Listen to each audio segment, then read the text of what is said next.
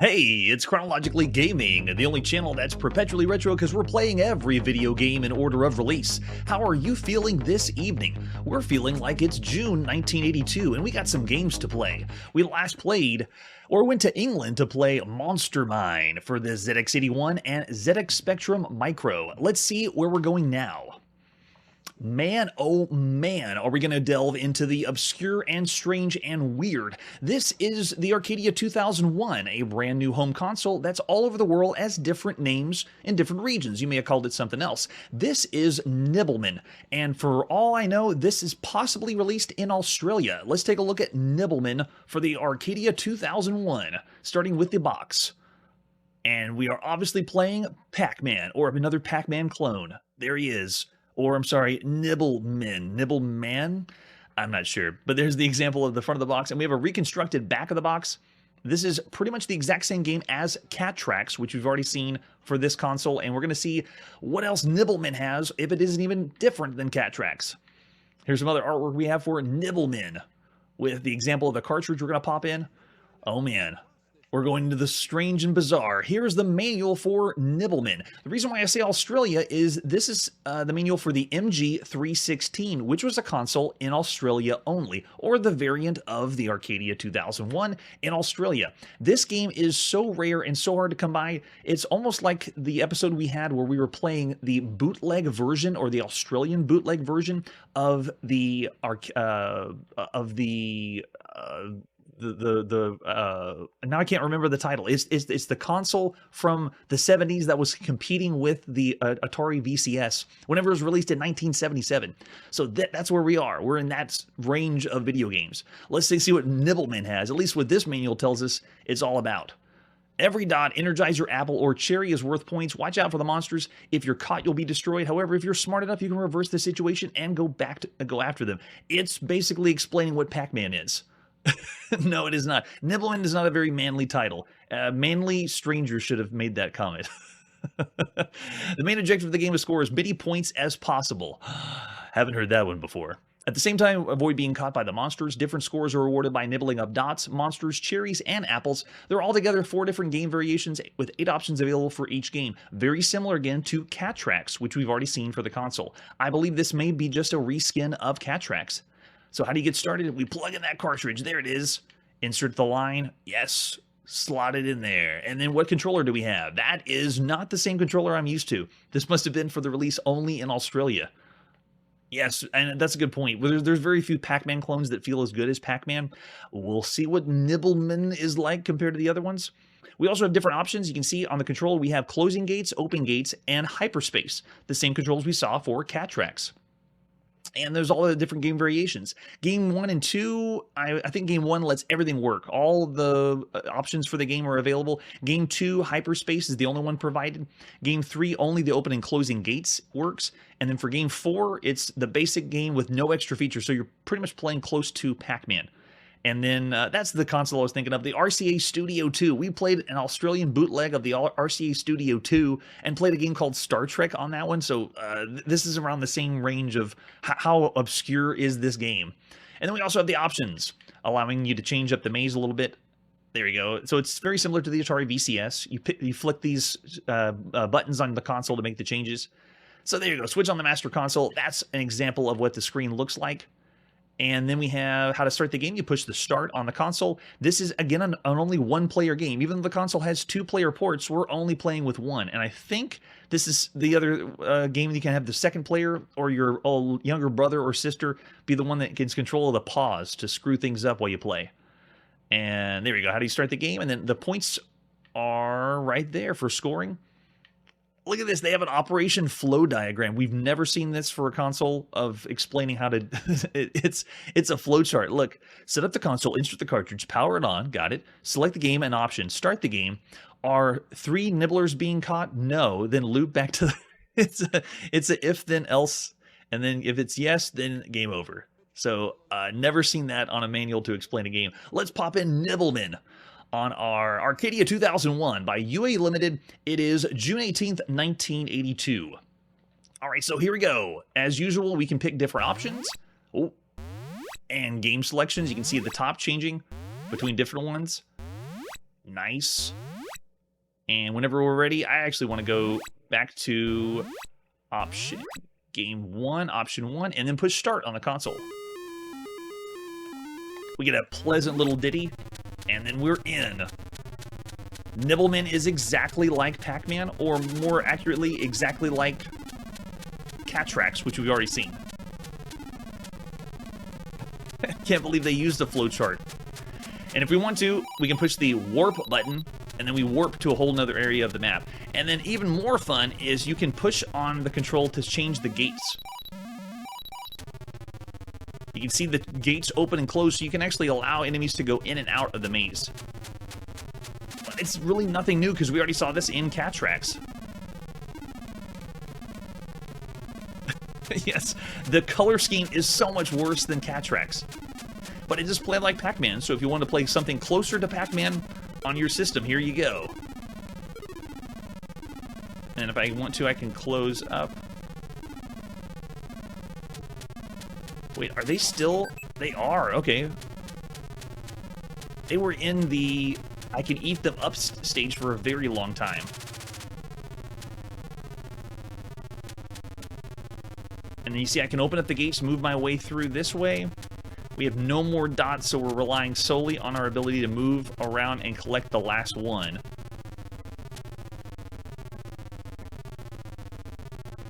Let's see if we can get the last one. And there it is. Start another level, and then you move on to the next one. And the colors were so garish, I think I'm bleeding out of my left eye right now. So there you go. That's Nibblemen. Of all the games we've seen up to this point, it's another game for the console that, if you wanted to play a Pac-Man clone, this is pretty spot on for something you expect for a home computer. I will say this, though. It is another Pac-Man clone that is better than the one that was on the Atari VCS. I'm going to go, of all the games you can see up to this point, it is not as good as Catrax, but it's an all right title. I'm going to say 3 stars for Nibblemen. Of all the games you could play on a home console. But that is not all. There is also Super Gobbler for the Arcadia 2001, which is essentially Nibblemen as the release in Europe. So Europe, if you've heard of this game or familiar with this one, it's on a console that wasn't super popular. But if you did, and you're familiar with this game, you probably recognize Super Gobbler. Let's take a look at the box for Super Gobbler. It is essentially the same game as Nibblemen. There's another name that it goes by, and I couldn't find any copies of that one, and that is Devilman the Dot Muncher. So if this name doesn't sound familiar, maybe Devilman the Dot Muncher is more popular. I wouldn't think so. So you can see this is going to be the exact same affair, most likely at 50 hertz rather than 60 because we're in Europe. Yes, it does make the Coco look even better, right, when you play on this one. Let's see what other art we have for Super Gobbler.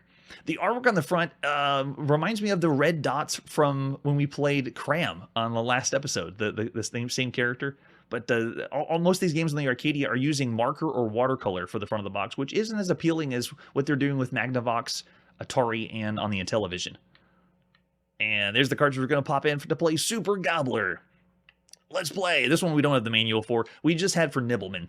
So it is June 18th, 1982. What part of the world you're in? You played this variant somewhere. Here we go. It sounds exactly the same. It looks exactly the same. Oh, but it does not play the same. It is slow. Is it possible because this is the European release and we're playing on PAL system instead of an NTSC system? But yeah, it is slow. Even when picking up the dots. The controls and options are exactly the same from Nibblemen. I still give the marks to Catrax as the better one because of color, because of the way it plays. And they switched up how you played, making it a little bit more charming with the power-ups. This one's more like a rip-off, so you can play something closer to Pac-Man. Yeah, that's my guess. Where would you rather play video games? On PAL or NTSC? Everyone's show of hands say NTSC. So there you go. No more Super Gobbler. We got enough. I'm going to say the same thing for all the games you can play on a home console. It's 3 stars. I still hold Catrax as a pretty good one. I say 4 stars for Catrax. But Super Gobbler and Nibblemen, that's a 3-star game of all the games you can play on a home console. It is still Super Gobbler or Nibblemen better than Pac-Man on the Atari VCS. Nibble. Man, Nibblemen. Don't put things in the chat because they may come true someday. We may see that game.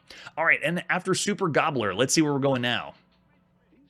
It's time to go to the Atari Home Computer. This is Roadracer and Bowler. Let's take a look at Roadracer and Bowler, starting with the box.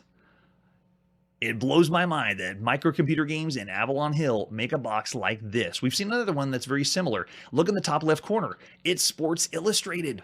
Endorsed by Sports Illustrated. Yes, this is 2 games in one. It's a racing game and a bowling game. So if you want to do bowling and racing, it's all right here. Let's flip it over on the back. We have the cassette variant. And what's interesting is I'd like to know exactly what's in the box. So the way we're playing this is 2 separate cassettes, not 2 different sides. It's 2 different cassettes we'd pop in. I find it hard to believe that they put 2 in one box, like one game on one cassette and one on another, but I don't know for sure. So Roadracer is actually 13 different games in one, gives you 3 different track layouts, oval for beginners, figure 8, and championship Grand Prix course, competing on a basis of time or the number of laps completed. And Roadracer is 2-player simultaneous, so if you want to have a friend play your Atari computer, you can. And if you want to play by yourself, you do the time trial mode. It allows you to test your driving skills against another player or against the computer. And then we also have Bowler, which is a bowling game. And we played a few bowling games already here on the channel. It's 1982. It's nothing new. Let's see what it's like to play these games on the Atari Home Computer. That's true. Ninja Golf will be coming, I think, in the 90s, right? That's so far in the future. I don't even think I'm going to get to the 90s, to tell you the truth. Let's see what other art we have for Bowler, Roadracer and Bowler. So besides the front and back of the box, we also have the advertisement you would have seen at the time. There's the other game we've seen, which is Knockout, another arcade-style game, a boxing one. And then I don't think we've seen Draw Poker. We may not see Draw Poker because it's a casino style, but it's the games that are not tactical or strategy. That's usually what Avalon Hill's been doing. And then the inside of the map, or inside of the folds, are the manual, which we're going to see later in a sec. There is the cassette we're going to pop in to play Roadracer and Bowler, with an example of the screenshot. Here we go. So open the inside flap, and here's the manual. How do you play? 2 distinctly different arcade games combined into this one neat game package. They're very easily learned, yet not quite so easily mastered. I don't know about that. Using the popular sport of car racing and bowling as their basis, you'll test the manual dexterity and skill, whether playing alone or against live opponents. Notice that the manual, where does it say Sports Illustrated here? I don't think it does. I think they only paid to be a small banner on the front of the box, and that's it. So the rules are very different. It shows you how to load. These are both on tape, so we're going to have to see load to boot these up. The game begins when you make a selection. Cars are controlled by joysticks, so you can plug in your Atari VCS into your Atari system. Cars will normally run at maximum speed designated. To slow them down for a curve, hold down the joystick button. After the button's been released, the cars will accelerate back to their maximum speed. So this time, the red button on your VCS joystick is the brake to slow you down. And there it is, the example. It's a terrible picture of the joystick in the upper right corner. That's your brake or reverse to do it. Oh yeah, we're going to still have lots and lots of bowling games. If you've seen the other games we played up to this point, since the 70s, there's so many bowling titles. You can check the links down below and see all the other bowling we've seen thus far. This is the newest, latest bowling here on Chronologically Gaming. So then it shows the loading programs or the way to load the other ones. And then there's the example of the track layouts. And then to play Bowler, shows you how to load that one up on cassette. I know I'm skipping by. Hopefully we won't have any problems with the loading, but you never know. And then it also has, they had another title that had the same thing. If you can't load the program, they actually have troubleshooting on the box, which is kind of scary when you see that. All right, so bowling instructions, they're the same in real-life bowling, it says. The balls roll down on the right side of the screen, or of the lane, by pressing and releasing the O key. If the O key is pressed again, the ball will curve to the left. So this is only 2 button presses, I think, for bowling. And that's all you need to know. If we run into problems, we'll refer to the manual. So first, let's check out Bowler on our Atari Home Computer by Avalon Hill and Microcomputer Games. It is June 20th, 1982. How do we load this up? You just need the C load. And here to those, listen to those beautiful sounds of the cassette loading. And fast forward. There we go, bowling. The ball is rolled by pressing and releasing the button on a joystick. Oh, nice, we don't have to push the O button.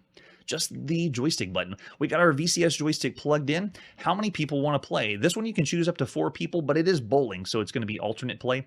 I would say let's go with the last person in chat, we'll do 2 people. Now, it's nice that they ask how many joysticks, too. We'll say 1 joystick.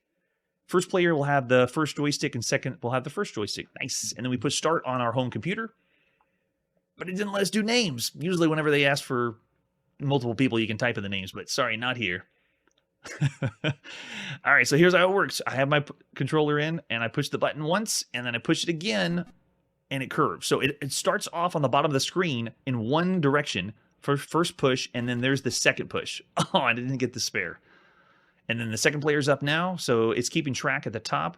1 button to push, second button to go.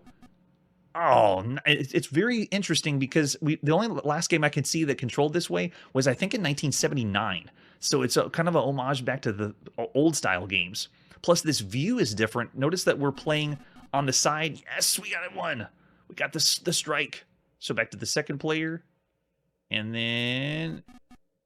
so close. I don't know for sure how accurate it is. Whenever I played any bowling games like this, it feels like the programming isn't what you'd expect for a bowling title, you know, where it's supposed to hit. Yeah, I mean, it's almost random every time you play.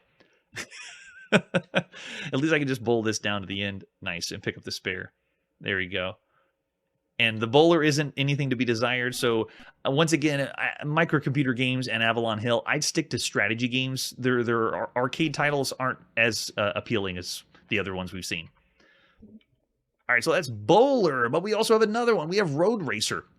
Let's pop in the second cassette and play some Roadracer. The boxing game was actually pretty good. I like that one. It was all right for the time. Oh, it's over. All right, let's run the second cassette. And we already pushed play, hit return. Let's go ahead and speed this up. We've got to fast forward a little bit through the loading. Loading part 2. There it is. Do we want instructions? Yes, give us instructions.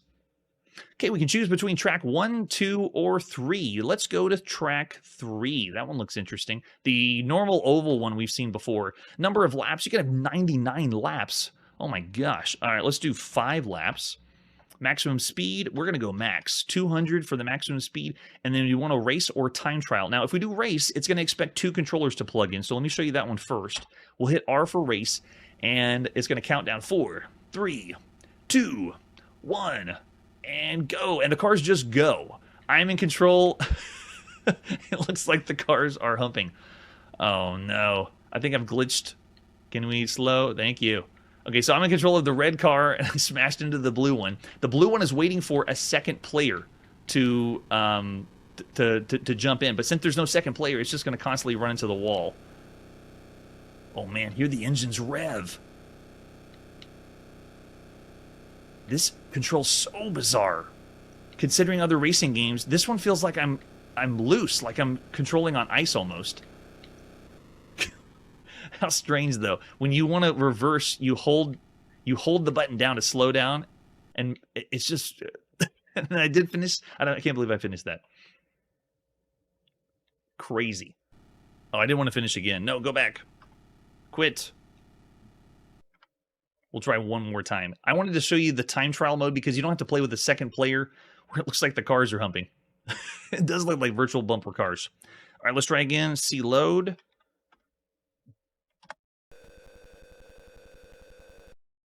Ah, it's over. And run. Still not giving you the genuine 1982 experience because you'd be waiting a long, long time for these games to load. I will not subject my audience to that, if the best I can. Loading up part 2, and then we are in.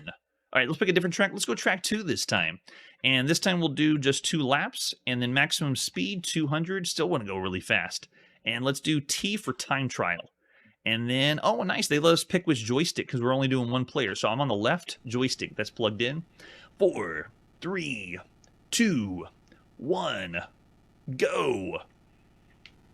All right, so see how the car is not going straight. It feels like it's sliding slightly. It's an interesting control scheme because I'm only having to use left and right on the joystick, but it's almost like you're controlling a car with physics. So of all the games we played up to this point, it is a bizarre feeling for someone to try to program in the shifting weight of the car, but it's done here, and we haven't seen any other game attempt to do this. The only other one I can think of is the one by Sid Meier, the Formula One Racer on home computer. So it's interesting. I would say that one's the better game of all of the other games you could play on a home computer, or the better one out of Bowler seems very, very simple. But Roadracer actually has some merit to it, playing 2 players at the same time. I'd say of all the games we've seen up to this point on the home computer, Roadracer is an above average title. 2 games in one. You have a bowling title, very simple one, but then you have a good racing game for 2 people. So I'm thinking 3.5 stars. Yeah, it'd be more fun with 2 people. I can see Victor put in 2. Oh, it's not that bad. At least I wouldn't say of all the games you could play on a home computer. Bowling only, yes. The Roadracer bumps it up. All right, so after Roadracer and Bowler, let's see where we're going now. There we go. That's better. Splitting up the 2 ratings is a good way to do it. All right, our next title is a massive title. This is The Road to Gettysburg on the Apple II. This title is hugely war game, board game, and strategic. Let's take a look at the box for The Road to Gettysburg. That's right, it's from the Ultimate in Tactical and Strategy, SSI, a computer simulation game of the Gettysburg Campaign. This is it. Look at this. There is so much information, so much to get into. This is a game you could play and not even get the full effect of the game if you played it for months. That's how invested you have to be to get a good experience for this.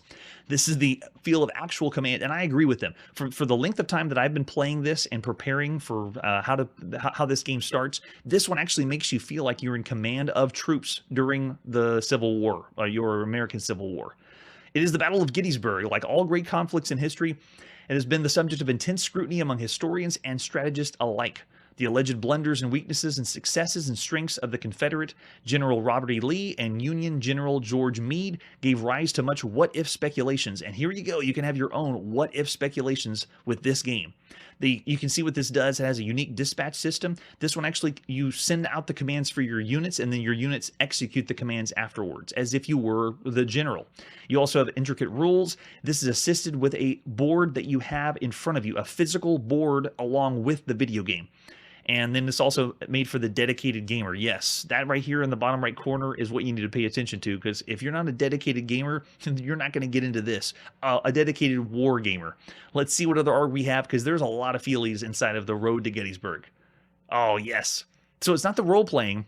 We've seen the role-playing games that they first started called the Shattered Alliance, and later we're going to see, of course, the Gold Box role-playing games whenever they get the license for Dungeons and Dragons. So this is all before that. It's going to be coming soon. So beside the box, this is what you see in magazines for the time, along with Pursuit of Graf Spee, which we've already checked out. Here's what you'd see inside the box. You get an actual map that you're going to be using and playing and putting pieces on. Here's an example that I got from a website of them showing how they would play the game and explain where their units are going to be placed whenever they were actually playing the whole campaign. It is very long. Oh yeah, Cosmic Balance. Very, very good shout out.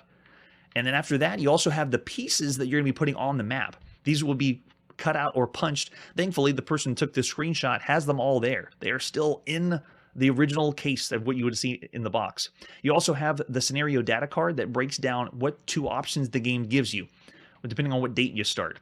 And then on the side of the box, they have lots of specs, like it's in high res. You have a map board that's on the screen in hex grid. It's 2-player versus the computer. Or 2-player against each other, or you can play against the computer. So you have an artificial intelligence if you want to. And then you have the computer acts as individual core commanders, interpreting orders given to the core, while often acting as its own initiative. And then you can also save the game. There's the 5 1/4 floppy disk we're going to pop in our Apple II. This one, I don't know how many other places it's available. I know for right now we're playing on the Apple II. And this is a nice, fun thing to see. When you first open up these boxes, what you see inside. And then over there on the right is the other one we've already seen, which is Napoleon's campaign, 1813 and 1815. Look at all those pieces. Definitely not for ages 2 or 3. The choking hazards are all over the place. All right, we also have the actual manual. I will not regale you with everything this manual has. This is a 25 or 26 page manual. So after the front of the box, it gives the introduction and the history behind it. You are going to be investing a few months of time to get into and play this game. It is not an easy game for me to showcase on the channel, but I do want you to know of the scope of this title, how large this is. They have all the setup, numbering your troops, how the gameplay works, zones of control whenever units go to attack each other, unit modes, combat modes. You have to know about the terrain that they're on and how it's going to fare to if your troops are going to do well to attack. That's a good point. You probably knew people that were older and smarter that played these games when it came out, because this would be a very popular or board game originally. And then they took that board game and transferred some of the elements into the video game section, because that's what you do here. You need also the physical board to play as well, which again is hard to do because we're showcasing video games and I want you to show only the video game section. If you get a chance to see the links where we played the Magnavox Odyssey, the first Odyssey from 1972, that's what I had to do as well. I had to just say, you'd be playing this with a board or cards, and that's what you have to do here too. All right, so here's the combat. How you attack. You also have core morale, fatigue as the war wages on. You have order types, all the different orders to play.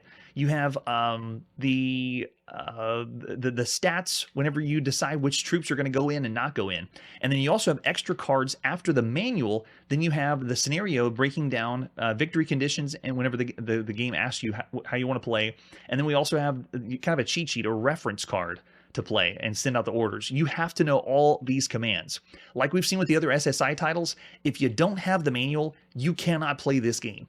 The other ones we've seen, Napoleon's Campaign and so forth, it's not going to work. Look at this. You'd have to memorize all these commands if you didn't have this reference card. And then since it's a hex grid, you also need to know where the number is to make the move, 1 through 6. Incredible. There it is, the same map that we already saw. Oh, yes. This genre is a niche genre. At this point, there is some people who are so dedicated to this genre, but then there are also the arcade gamers. They want to just pop it and play. This is not a pop it and play game. We're going to put the Road to the Gettysburg in our Apple II and play. It's June 27th, 1982. Oh, that's right. We have to load a different way. Let's load this way. This is Paul Murray of SSI. The war game to, I wouldn't say the war game to end all war games, but it's up there. All right, so first we start with options. We're going to do a solitaire game. We're going to do the June 28th campaign and normal battle and level. Let's do, I want number 4 for the easiest level. And we're going to set it up. The other thing that you have to remember is you have to invest a lot of time for the loading, because it's going to generate and create everything about the stats of the war. And at this point, you're waiting for this to load. So I'm fast forwarding through this, but in real time in 1982, booting up and playing this game and preparing to set up the computer would take about 10 to 15 minutes. So you'd be sitting and waiting 10 to 15 minutes. Most likely, you're going to go prepare your Earl Grey tea or whatever you have for the time. All right, Confederate status. Press return to continue. So, Confederate Army. The first thing you do is you set up all your troops. And it gives you all the stats. It feels like we're playing an Excel spreadsheet right now. What core number for core A? And I'm just going to go 1 and then 2. And you would base these stats, which are random every time, and be switching which core you want to do for each one. I'm just going to simplify it by going down in order, but you wouldn't do this if you were really into the game. So you can see I'm just picking the different core for which number I want, and then the last one we'll do is 10, and the final one they make is 11 automatically. And every time you play, it's a different experience. So core 1, go ahead and hit, they're starting at hex 6-5, and this would be you taking the piece and putting it on the board of the map that you have in front of you. What is the starting urgency of core 1? We'll just make it 1 for now, and the contact mode I'm going to make is I. So you're making all these decisions for every core. You have to do this for all 11 cores. Yes, that's right. So core 2, we'll make the same 1. And again, we're going the same. You have to set every single core when you begin the game. It is a arduous task. So I'm going through each core and defining what state of urgency and what contact mode. In other words, how am I going to communicate with them when the game actually begins? Incredible. Every single core.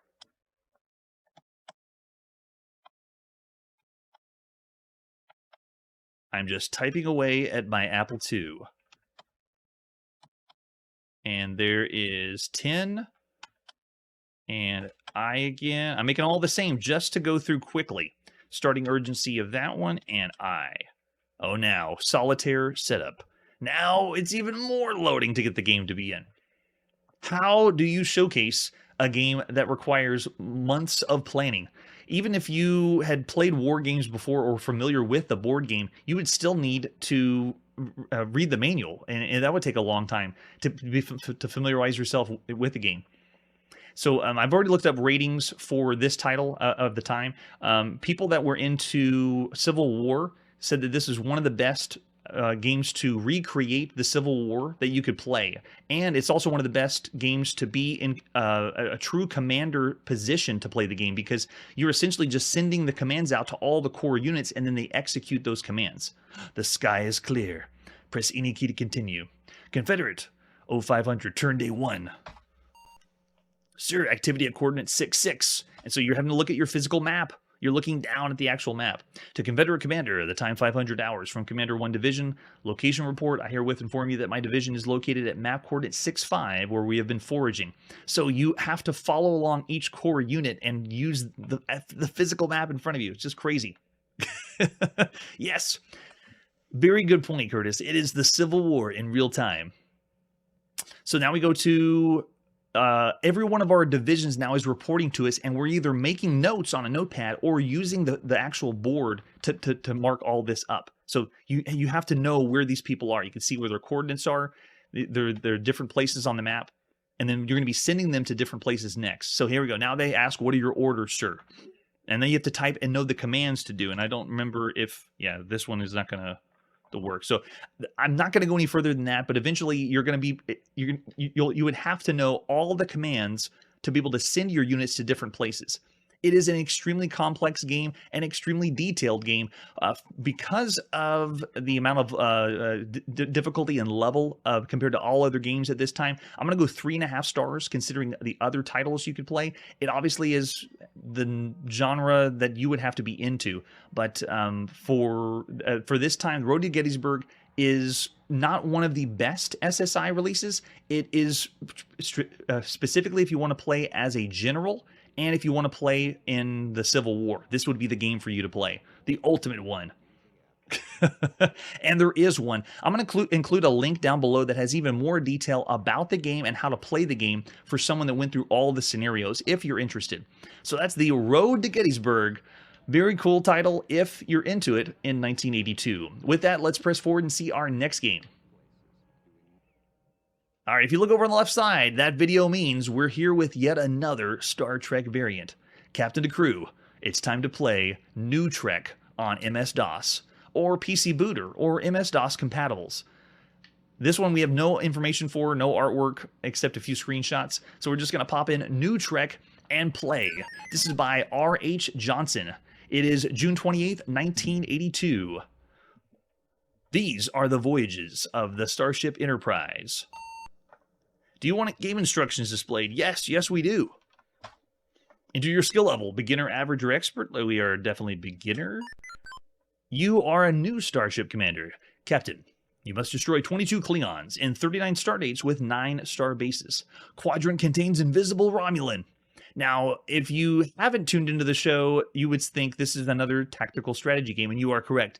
If you have tuned into the show, you would realize this is probably the 15th Star Trek variant we've seen so far, and it's not going to end. We're going to see a bunch of these.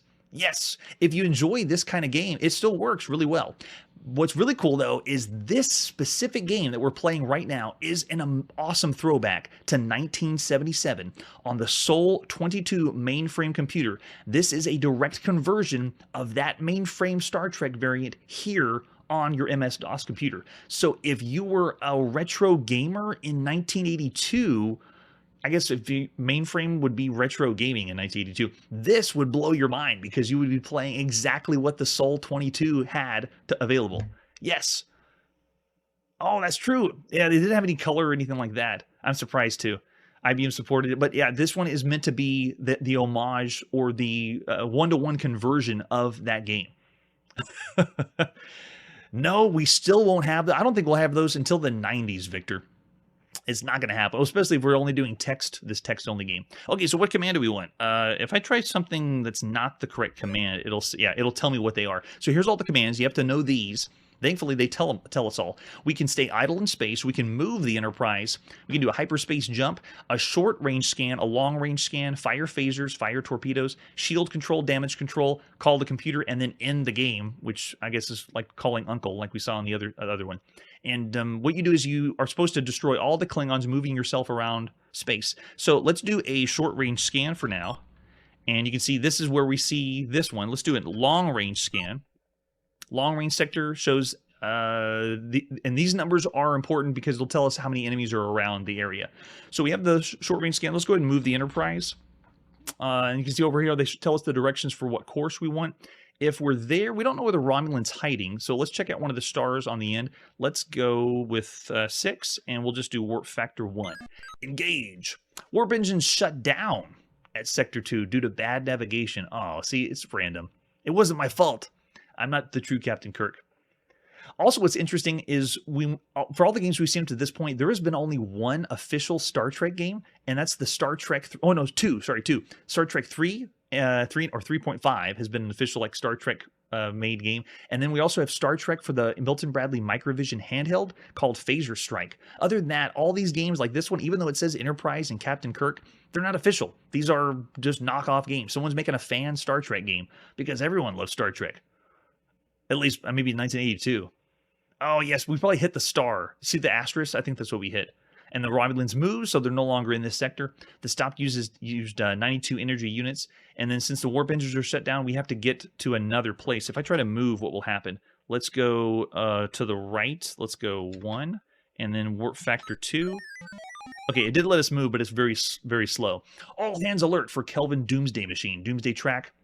Stars destroyed, Kelvin machine leaves quadrant. And the Doomsday machine pretty much means the entire short-range scan area is blown up. It's a massive explosion that destroys everything in the quadrant. Yes, that's true. It does feel like those Star Trek battles. Oh, the 3.5 page. Oh, yeah, that's right. They originally had the license, and then they lost the license, right, for 3.5? Because you can tell whenever we played the original first time that it was available, it looks legit, like a true Star Trek licensed game. All right, so next, let's move again. Hopefully we don't get blown up. Let's go to the right. And warp factor 5. Damage control report. Long-range sensors conditions improved. We tried to cross the negative energy barrier. Energy stop requires 100 units of energy. The Romulans have left the quadrant, but we now have an invisible Romulan that's here. And I'm following our short-range scan, so I shouldn't go to the right. I'm probably going to hit another star or rock. So let's move ourselves again. This time we'll go down. And warp factor 3, engage. Space Storm sends the Enterprise off course. You've tried to cross the negative energy barrier, and it requires 100 units of energy. The Romulan is no longer here. But what we haven't seen, though, is any Klingons yet. Oh, yes. Oh, they're already in the works. By the way, most of the games we get on the channel are people are sending in stuff to help me out to make sure we cover the whole catalog. So really appreciate all the sources out there that have helped me get all these games to play. All right, so that's enough of NewTrek. It essentially is an old school style Star Trek variant. We played newer ones that added some quality of life improvements and added a few different features. But NewTrek, it's just a Star Trek variant. It even might be the homage of one of the first Star Trek variants you could play. So how good of a game would you say were all the computer games out there? I'd say it's still around the average range because it's trying to play similar to a game from 1977 on the mainframe. I'm still thinking average. It also depends on if this is your cup of tea. Do you like Star Trek? Do you like strategy games? I'm going to go 3 stars. Of all the games we've seen up to this point, it's fairly average, but you'd have a good time because on the MS-DOS computer, load times are quick. You'll get in this game fast compared to the other ones out there. All right, so after NewTrek, let's go to our next title. It's time to go to the arcade and play Gravitar. Let's check out Gravitar. Really excited for this one. We have the advertisement flyer, another classic one by Atari. It just pops. And we have obviously a sci-fi theme here. This game has a lot to it, and I'm excited to get into it and play a lot of it. After that, we also flip it over on the back. It has an example of the arcade cabinet. A message from Atari Mission Control. Your mission is to travel to alien planets, wipe out enemy bunkers, gather fuel units, and make the solar system safe for you and future generations of space pioneers. Fuel units should be collected with each planet. Fuel is depleted each time. Thrust and shield tractor are utilized. Measures should be taken to ensure ship safety. Use shield against enemy fire from bunkers and alien ships. There are 3 solar systems. I don't think, whenever I played this in the arcade, I only went to the 1 solar system. I didn't even know there were 3 until I read the manual. It shows here on the left side with the screenshots, the first solar system with positive gravity, and then the planets you go to change gravity. That's why it's called Gravitar. Yes, Gravitar, the arcade event. Look at that arcade cabinet. Atari is already killing it in the arcades. They're going to keep going fairly well, even past the video game crash for the consoles in North America. But the arcades, oh man, look at that. So cool. And then there's the arcade PCB. The control panel, look at what we have on the control panel. This one controls very similar to Asteroids. Uses the button to rotate left and right, the thrust button, the fire button, and the shield button. It's more, I guess, Asteroids Deluxe because you also have the shield there as well. And then there's our controls. The arcade marquee looks just like this. So cool. The character on the side reminds me of Tron a little bit, but the sci-fi and space feels are all here. There's a fan art one. Yeah, there he is. Is that us? Are we that character? Oh, I'm already seeing ratings. Yeah, send them out. If you're familiar with Gravitar, throw them out there. And let's see what the manual has for Gravitar. Atari's manuals are top-notch for operators. This has artwork in it. It has some little color, like you see on the front, but then they have little pieces of artwork that get you into playing the game, which is so cool. It does have all the technical information as well, so we'll breeze by that. But I mean, look at this. So nice. 1982 by Atari. Do not reproduce this. Make sure you have all the parts. And we'll go breeze by the table of contents. Lots of information here showing you the different places that it was distributed, and then setting up the manual, how to use the manual. Make sure you got all the parts for your system when it comes up. Atari always has the new features. It says there's a shielded game speaker for 8-ohm, 6-ounce high-fidelity speakers provide exceptional audio. The speaker magnets are shielded. The high score table are 8 different titles for the high score. The titles determined by the highest score registered. There's a molded coin box. Don't think that's new. I think we've seen that before. And then they break down the game inspection, installation, switch locations, all this and more.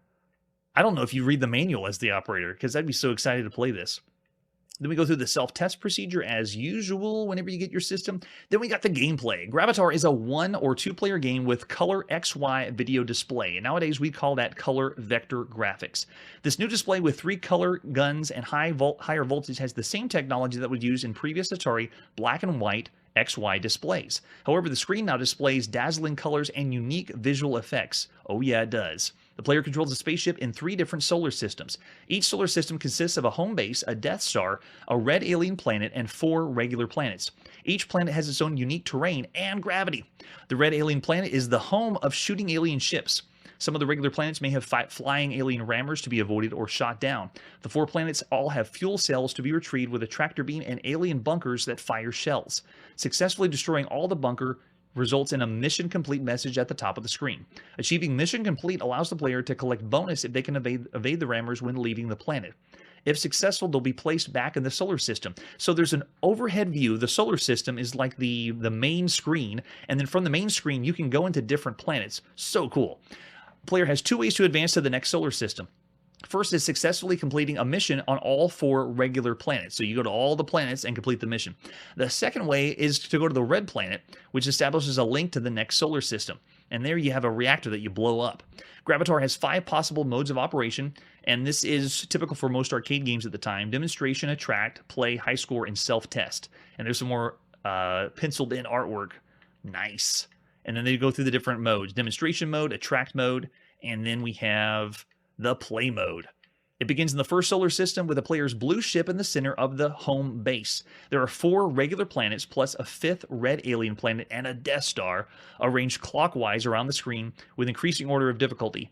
Every time you finish a planet, you get points for it, and there's the point values. The position of the alien planet and Death Star vary in the 2nd and 3rd solar system. So again, when I first played this, I thought what we first saw was it. That was cool enough. But no, there are 2 more solar systems in this game. It is so cool. Yeah, for an arcade game, it is very complicated. Being able to go down to the planets. There's only one other game we've seen do this where you start off at a top-down view and then you fly down to a planet or another surface, but not for this fidelity. This is taking it to a whole nother level. And you control this ship just like the ship from Asteroid, so it should be fairly simple for all the people that have played that one. But it is now on color vector rather than black and white like the original. And we use the tractor, beam, or shield button. They're both for the same one whenever you want to complete your objectives. Fuel cells are positioned just below a planet's surface. There's 2, 3, or 4, and use the tractor beam to board the ship. When the ship is above the highest point on some planet terrains, flying alien rammers attack, and you have to shoot them to score points. If you get too close to an alien ship, then you get to a one-on-one space fight. So on the top-down view of the map, you actually have ships that come at you, and it turns into if they get close enough, it turns into a one-on-one dogfight, which is kind of nice. Then we also have the red alien bunkers that appear on each planet. There's 2, 4, 6, or 8 bunkers per surface. The bunkers fire shots to protect the fuel cells. Exploding a bunker scores 250 points. Exploding all of them gives you mission complete, and then you're done with that planet. The word super bonus and number super bonus appear in the middle of the screen only after you complete the mission on the first planet in the first solar system. The super bonus points are awarded on a basis of initially difficulty. Okay, so that's just getting the super bonus and getting points. But you really shouldn't worry about points. If anyone's played this game, you know how difficult this is. This is one of the hardest arcade games up to this point. It's up there with like Eugene Jarvis hard. Gravitar is no different. And then we have even more instructions because this game is massive. You can go to different planets and have different gravity fields and different missions on each planet. And then after you finish the planet, then you can also go to the Death Star and destroy. So it's just lots of different options to play the game. And then they give you some hints to play. Oh, this is nice. Usually we don't get this for the arcade. They only give us this for the manual for the VCS or home consoles. Develop a skill for controlling the spaceship in regular and negative gravity. Oh yeah. You really need to know how to control it. Beam up fuel cells with the tractor shield. Attack the red planet first for maximum challenge. That's the one that has the reactor that you have to blow up and then get out of there. Attack more difficult planets early in the game for higher bonus, and then many planet terrains have safe areas or blind spots where the player can safely shoot at bunkers, and it's up to you to find those. And the rest of it is troubleshooting. So we have 2 different versions that were available. We're actually going to play the latest version that's less bugs of Gravitar. It's time to go to the arcade and play by Mike, Hallie, and Rich Adam of Atari. It's June 29th, 1982. Let's start off with this first screen. When you come up to the arcade cabinet, you're going to get the control panel that's down below. And that's part of the fun. It makes you feel like you're part of a sci-fi game. Let's go to the video and I'll show you what I mean. This is what the whole control panel looks like when you look down. Not all of this is used. You only have the rotating, the 2 buttons to rotate left and right, and then the 3 buttons for your attack. But it does have instructions because this game is so difficult. Look, it shows you how to play. Fly to planets, scoring points and regaining fuel. Complete all 4 planets or red planet. Places you in a new universe, avoiding ships in the solar system, or be drawn into deep space battle. But as Nolan Bushnell said, the best arcade game is the one that doesn't require any instructions at all. So you can see how far Atari has gone past the norm or what they wanted for arcade games. Currently, I think it's Ray Kassar that's the current CEO of Atari, and now they have video games in the arcade that are this complicated with this much instruction on them. All right, so let's switch it out and show you what the artwork would look like as the... I have just different examples here, but we're going to go from this one and then zoom it in and see it all. Yeah, let's play some Gravitar. The track mode also gives you some hints or shows you how to play the game too. I was one of the people in the arcade that didn't have as much money, so sometimes I just go in and watch someone else play the game or sit here and watch this attract mode. I mean, look at this. It is so impressive. And I'm going to crank the volume up because the sound for this... There we go. This one should be good. We'll see if that one's loud enough. That's the sound when you put a coin in. The thudding bass. Oh, yeah. Awesome. Oh, that's another good point. Depends on what age you played the arcade games. If you were too young, I could understand you just passing by this one. All right, let's go. We start off on the main solar system hub, and I'm in control of the blue ship that's slowly moving toward the star in the center. What? These ships... What? The other ships don't fly in. If you fly in, though, you die, so you have to be able to fight the gravity. And this is where you can kind of get familiarize yourself with how to use and fly the ship. Now, the base over on the far left side, the red one, has ships come out. If the ships get too close, it then goes into this mode, where they zoom in to a dogfight style. It's the same idea with controls. So the controls haven't changed, but you can see I can shoot them from far away, but if they get close enough, then we go into another battle after that. So let's pick a planet to go to and start the mission. And the scores you see kind of remind me of Tempest, where you're able to select which kind of map you want to have to play on. So let's start on the easy one, which is the 2,000 points here in the top right corner. And we're in. Look at it. This is the very first time that a color vector game scrolls like this. This is a shoot 'em up that employs gravity and is scrolling left to right across the screen. We've never seen this of all the video games thus far. And notice how it's not wrapping around, too. It actually zooms in whenever you get close enough to the turrets. Oh!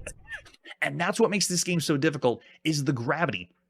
Not being able to control or getting used to controlling your ship, and it collides with the surfaces. That's where you're going to find the most difficult time.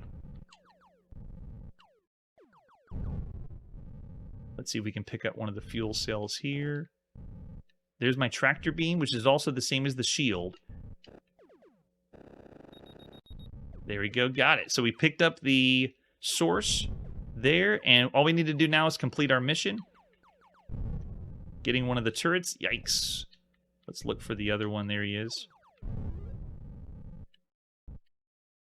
But I gotta tell you, even though we played lots of games with gravity or this kind of control for a spaceship, this just feels like I'm in a larger world, and it's so fun.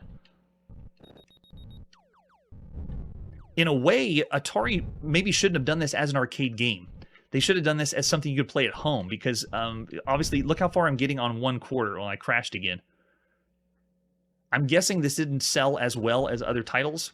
Oh, it has mission complete. Nice. Okay, we're done.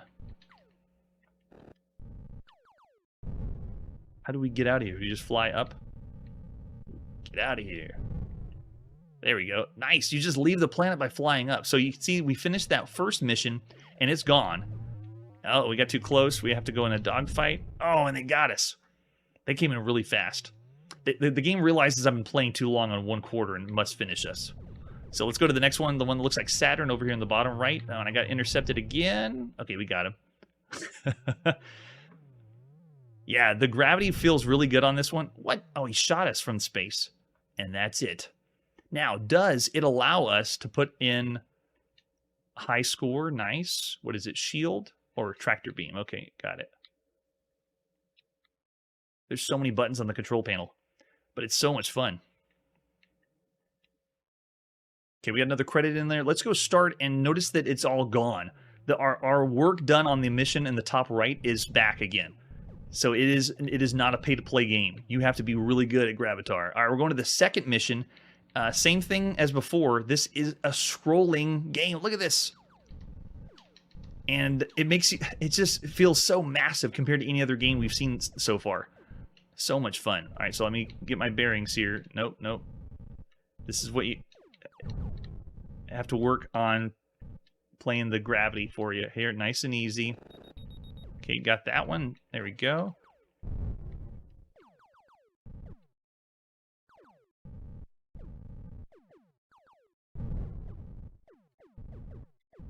Oh, see, you gotta be really careful with the thrusters.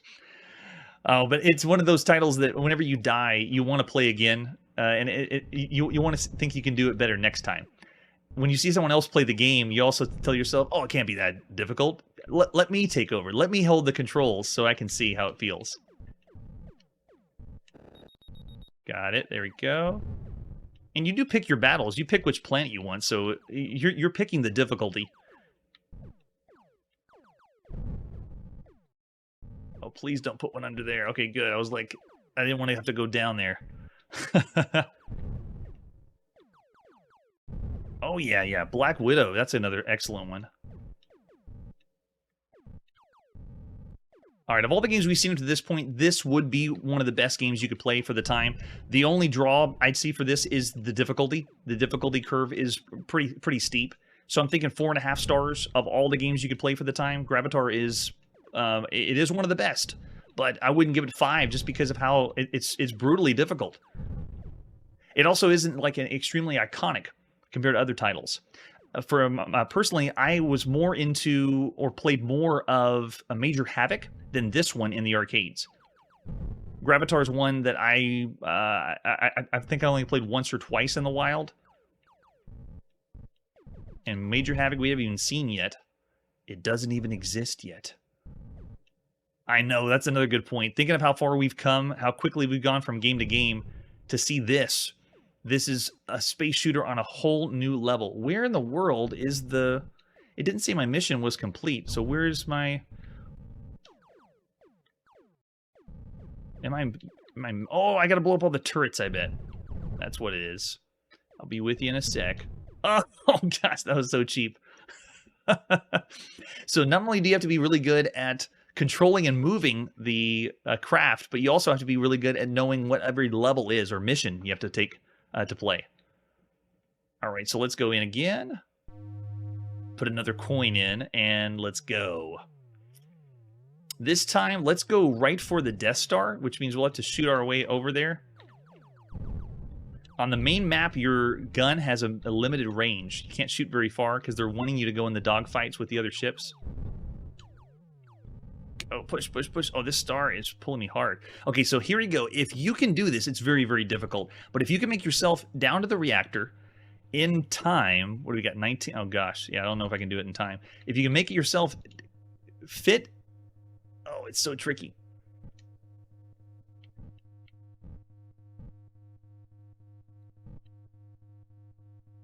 Gotta be easy on the thruster. Easy on the thruster. That's it. Nice and easy. I don't think I'm going to make it, though. Because it's going to blow, I think, and then I got to get out of here. Nice and easy. Oh, yeah. Since we didn't make... Yeah, we didn't make it in. It just brings us out. So if you're able to go in and destroy it, though, then you finish this solar system and move on to the next one. All right, let's check out one more planet. Let's go over to this one. Look at that. So this one has 3... You have turrets and you have... Gosh, the turrets are so difficult.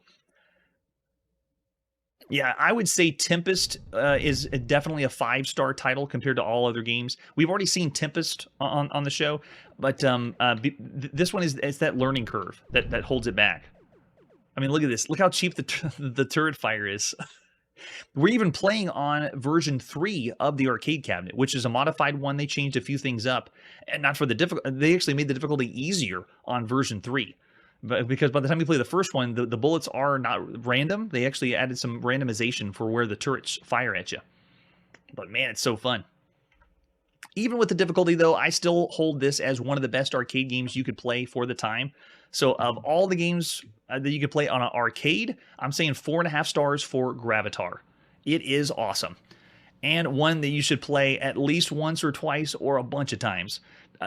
Because of the variety and knowing that there's more than one solar system, we only showed one. There's 2 other ones with even more planets. It makes you want to put more coins in and see what's next. That is the true arcade game that's pushing the limits here in 1982. That's it.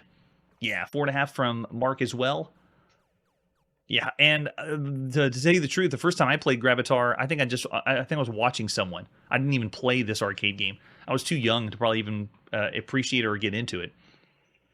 Now it's time to put our video game playing on pause this evening. We are almost about to wrap up the games we found the definite release dates for in June of 1982, and then we're going on to all the video games we don't know when they were released, but at some time in June of 1982.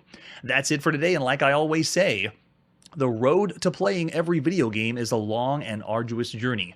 Some say it may take a lifetime. Hey everybody, thanks for checking out the channel and joining me on my quest to play every single video game in order of release. We'll be streaming live every weekday at 9 p.m. Central, so join us and let us know if we missed any games along the way. This video would not be possible without Launchbox, RetroArch, and MAME. Tell all your friends there's some crazy guy named Chronologically Gaming trying to play every single video game.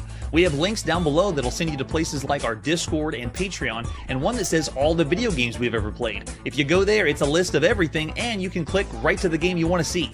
Chronologically Gaming is the name to look for. We are perpetually retro, and we will catch you next time.